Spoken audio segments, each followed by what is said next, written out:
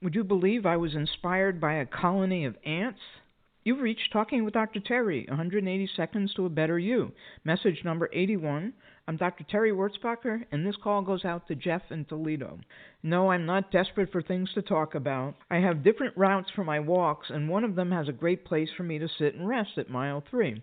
So the other day I was having my absolutely nutritious snack of Pop-Tarts when a piece of it dropped on the ground. Have you seen those baby Tootsie Rolls? Well, it was about that size, maybe a little smaller then. I figured a bird or a squirrel would come along and gobble it up, so I went on my way. A couple of hours later, as I was on my way home, I passed that stop again. I looked on the ground and was floored. Where there hadn't been an ant within 2 to 3 feet was now a massive swarm of tiny ants. They weren't red ants or any other kind of special ant that we have in Texas. They're simply sugar ants, as I call them. I stood there and watched as this blanket of insects smothered their prey, so to speak. It was kind of frightening, actually.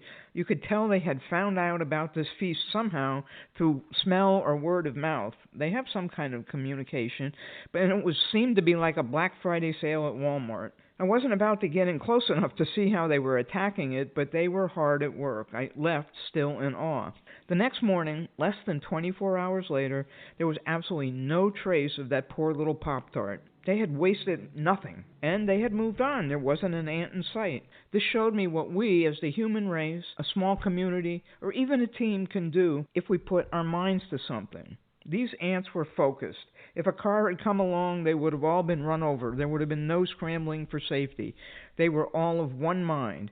That can be good and it can be bad, but the interesting thing is that they adapted to their environment. I've seen other colonies where one ant is carrying a piece of leaf or something that looks like it would be impossible, it's so heavy.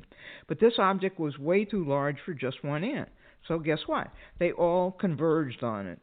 Each ant was doing its part, and I doubt if there was much infighting, although I couldn't swear to it because I wasn't going to get that close. They seemed to have their mission statement memorized, and it went something like, let's devour this meal. It's possible that when it was whittled down small enough that they were able to move it, but I'm inclined to think they just worked on it till it was all gone, so to speak. Their work ethic was beyond reproach, and even though it must have seemed like climbing Mount Everest to these tiny little things, they didn't let that stop them. Somehow they found the courage and ability and the will to go after something gigantic. We can do that too. Instead of hating and complaining and criticizing, we should just put all our efforts together to accomplish something great.